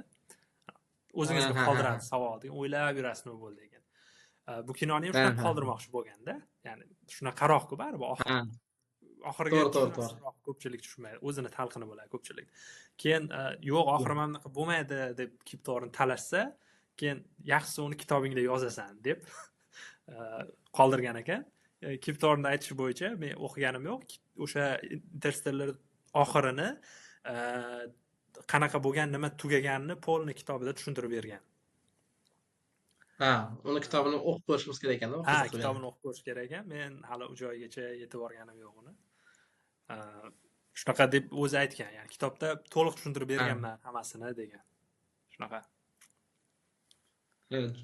Lekin kinoda ham masalan orqaga qaytargan va o'sha orqaga qaytargani ham nima dedi, qiziq epizod bo'lgan edi. Qiziq nimalardan bittasi bo'lgan. Ya'ni qanaqa desa, o'sha qora tuynuk ichida yashadi, masalan yashagan paytda qanchadir vaqt bo'ldi-ku ichkarida. 5 daqiqami, 1 soatmi qanchadir bo'ldi. Keyin endi kinoning oxirroqdagi epizodlardan bittasida aytadiki, biz sizni ya'ni Kuper uyg'onadi-ku, nima katta Ha. spacecraftlarga o'sha raketani ichida uyg'onadi. Uyg'ongan paytda keyin tirikligini bilib, masalan, insonlar tirikligini ko'rib turib, Mhm. haligi hayratlanib turib, qanday tirik qoldim deb shunaqa joylari bor-ku. Shunda Aha. biz sizni Saturnni yonidanmi qayerdan topib oldik deydi-ku. Sizni kislorodingiz tugashiga nechadir minut qolgan ekan deydi-da. Aha.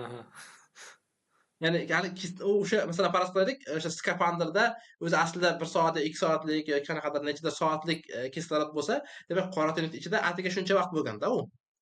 Aha. Ya'ni unchalik uzoq vaqt bo'lmagan, ya'ni ozgina vaqt bo'lgan ichkarida va o'sha ozgina vaqt ichida bu Yerda qizi katta bo'lib, bola chaqali bo'lib ketganda, ya'ni nevaralari paydo bo'lib ketgan-ku kinoda ham. Aha. Ya'ni shunchalik katta vaqt o'tib ketib qolganda va o'sha 1 soat ichida keyin yana u qaytib o'sha kislorod bilan, ya'ni qulagan paytdagi kislorod bilan qaytib Saturnni oldida qoladida. Ya'ni bu ham haligi vaqtni har xil o'tishini juda zo'r ko'rsatib berganda. Haqiqatan. Oradan bir 40 yilmi, 50 yil o'tib ketganda.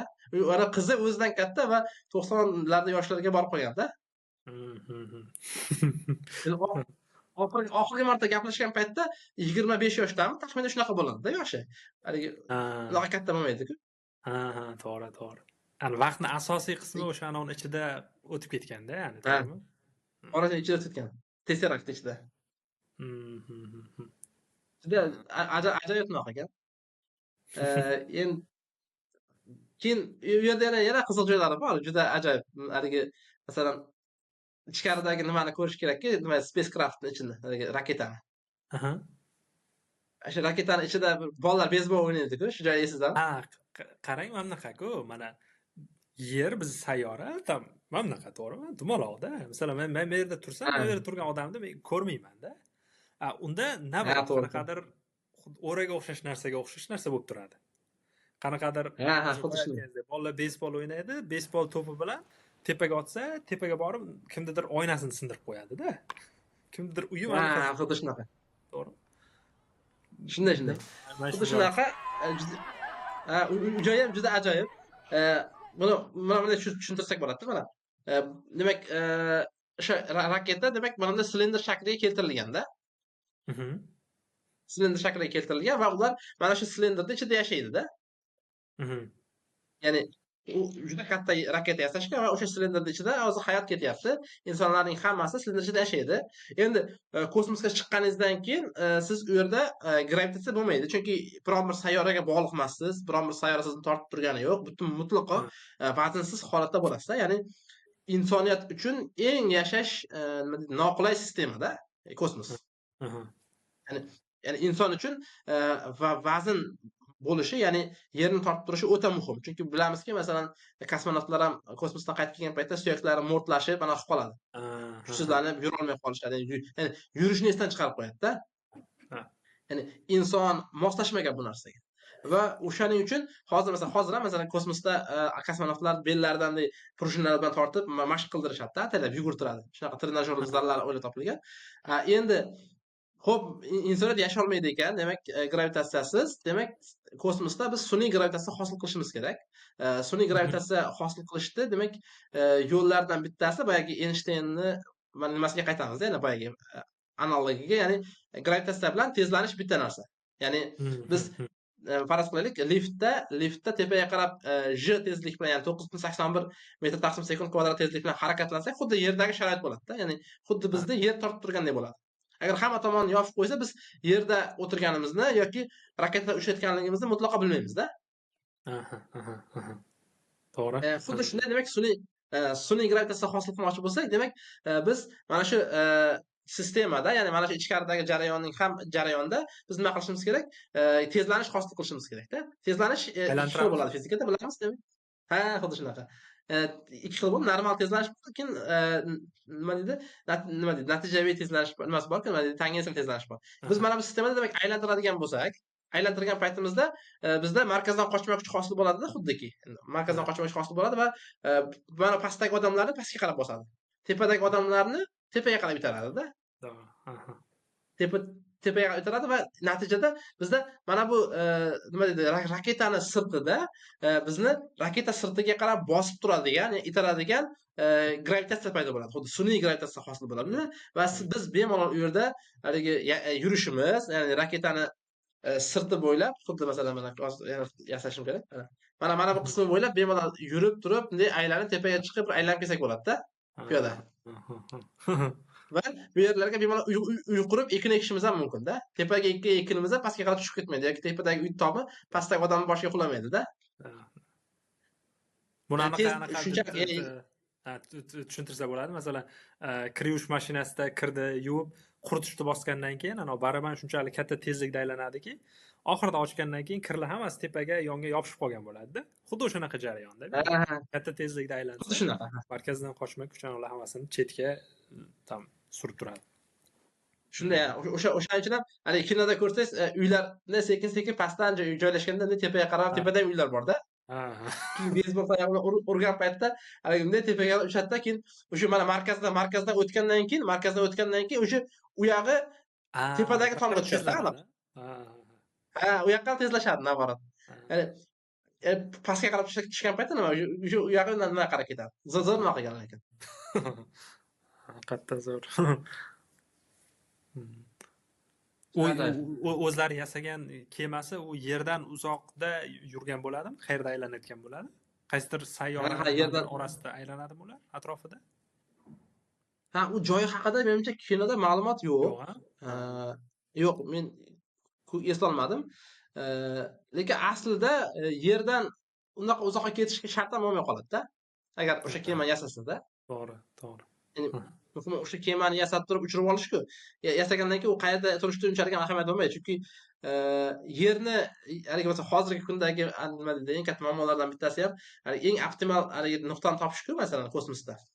Ya'ni biz kosmosda hayot qidirgan paytimizda hayot shunaqa masofada bo'lishi kerakki, o'zini yulduzidan uzoq ham bo'lmasligi kerak, sovqotib qoladi, yaqin ham bo'lmasligi kerak, qizib ketadi-da. Ya'ni optimal masofada bo'lishi kerak. Yer shunaqa bir optimal masofada joylashgan-da. Menda bitta savol bor. Bu kinodan tashqari balkim. Masalan, siz ham ko'rgan bo'lsangiz kerak, bitta animatsiyami, GIF bor. Misol uchun yerni ko'rsatadi-da, uzoqlashib ketaveradi. Keyin quyosh sayyoralar ko'rinadi, keyin galaktika, keyin galaktikalar ko'rgansiz shunaqa narsani? Video. Ko'rganman. Masalan, o'sha videoni ko'rsam men bir qo'rqaman, bir xursand bo'laman-da. So'ramoqchi bo'lgan narsam shuki, misol uchun bizni masalan shunchalik katta fazoda biz o'zimiz yolg'iz ekanligimizda o'sha videoni ko'rsam men his qilaman o'shanda. Bir o'zimiz ekanligimiz sizni qo'rqitadimi? Yoki bo'lmasam shu yolg'iz bo'lib turib, shu joyda turib butun fazoni o'rganayotganimiz sizni qanaqadir kuch beradimi? Bu juda qiziq savol bo'ldi haqiqatdan ham. Hayratlanarli. Nima desam bo'ladi? Endi aytishadi 18,000 olam bor dedi-da. 18,000 olam bor dedi. Yoki masalan Qur'oni Karimda ham mana ko'pincha masalan duolarda aytamiz-ku, butun olamlarning Robbi deymiz yoki shunaqa masalan nimalar ishlatamiz-ku. Demak, menimcha biz yolg'iz emasmiz, balki boshqa sayyoralarda ham, boshqa olamlarda ham bizga o'xshagan mavjudotlar, ya'ni aynan biz shaklimizda emas, boshqa shakllarda balki bordir. Ularni Alloh taolo o'zi biladi. Lekin men hozir masalan siz savolingizdan keyin o'ylab qaraydigan bo'lsam, haqiqatan ham haligida nima dedi? Shunchalik katta olamni yaratib qo'ydiki Alloh taolo bizga, ya'ni o'rganishimiz uchun-da, ya'ni o'rganib shuni tadqiq qilishimiz uchun, ya'ni bu insonni ongi, tasavvuri va nima dedi, qobiliyatlari uchun yaratilgan-da, ya'ni ko'rsin, o'rgansin, ya'ni kengaytirsin, rivojlansin, o'ssin degan ma'noda-da. Ya'ni biz bundan nima dedi, hech qachon nima dedi, naborat kuch olishimiz kerak-da bundan. Ya'ni bizga Alloh taolo shunchalik yuqori baho beryaptiki, ya'ni yuqori baho beryaptiki, insoniyat hech qachon, ya'ni hayoti davomida o'rganishdan to'xtamasligi uchun ham shunchalik katta koinot yaratilgan-da. Ya'ni beshikdan qabrgacha ilm izla deb aytamiz-ku masalan.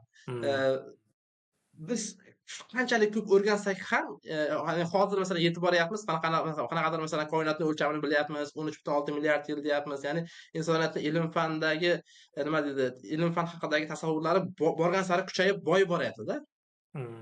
Ya'ni biz bu hech qachon oxiri yo'q demoqchiman-da. Ya'ni qancha chegaraga yetib borsak ham o'sha chegara shunchalik kengki boyagi videodagidaqada. Ha. Hozir yerdan chiqib endi quyosh sistemasini tashqariga qaragan bo'lsak, galaktikalar hali biz o'rganmagan narsalar bir dunyo va hech qachon to'xtamasdan o'rganaverishimiz kerak To'g'ri. deb o'ylayman. Ha, to'g'ri. O'zingizda qanaqa? Menda ikki xilda. O'sha bir tarafdan o'sha nima deydi, yolg'iz ekanligimiz qanaqadir qo'rquv beradi.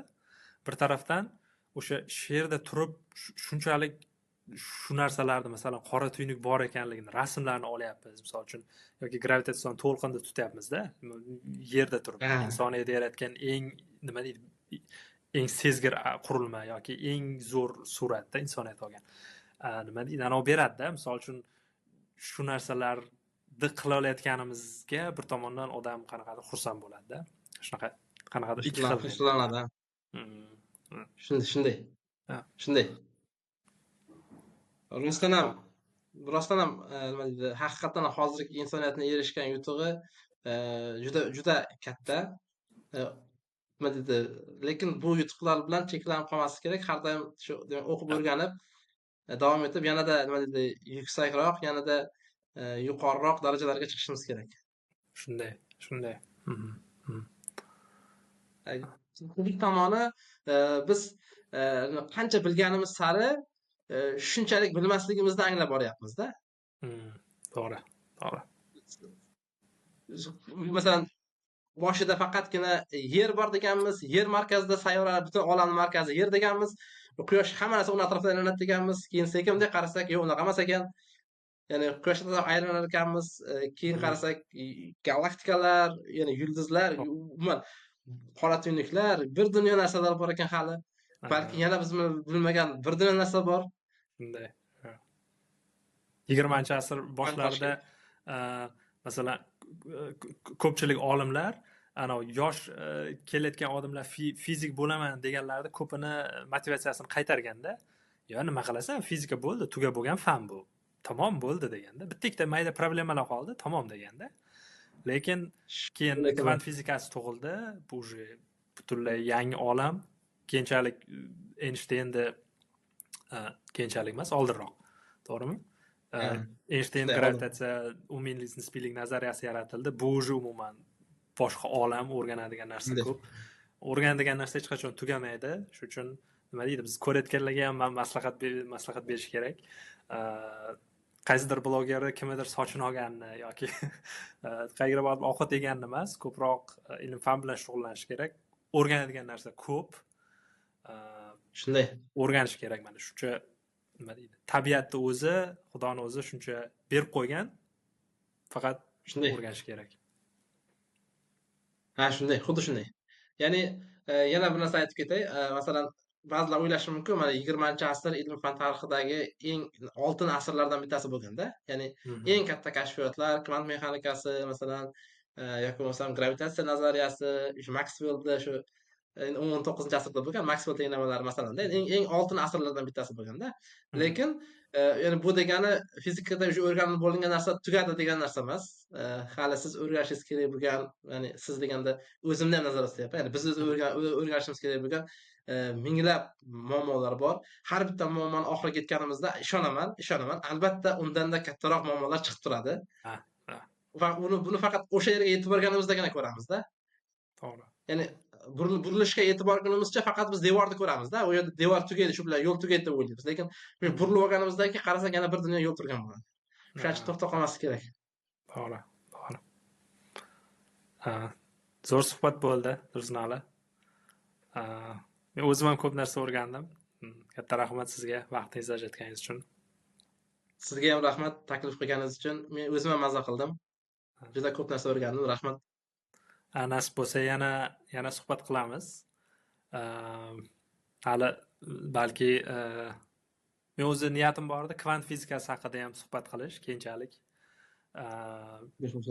Chunki bu yil adashmasam kvant fizikasining 100 yilligi nishonlandi ko'p joyda.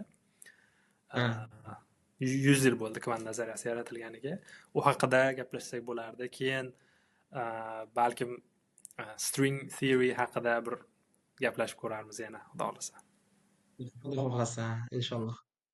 Ha, Meni o'zimda ham bitta taklif bor. Ya'ni ha, shu paytgacha bir o'rganib, qiziqib yurgan mavzularimdan bittasi, haligi nima deydi, o'zim qiziqaman.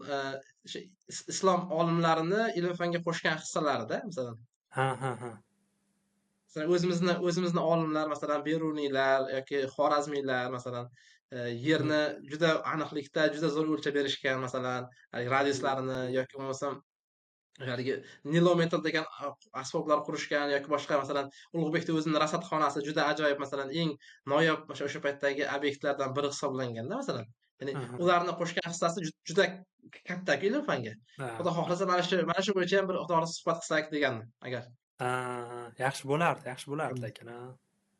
Qiziqman shu mavzuga. Bu ham menimcha ha, masalan, odamlar, nima deydi, ko'p bu haqda bilishmaydi. Ya'ni, eee, bir nima deydi, qiziq axborotlar bo'lsa, shu haqda ma'lumotlar bor edi menda. Agar bir nima qilsak, tashkil qiladigan bo'lsak, shularni ham bir Ha, ha, aytib o'tardik.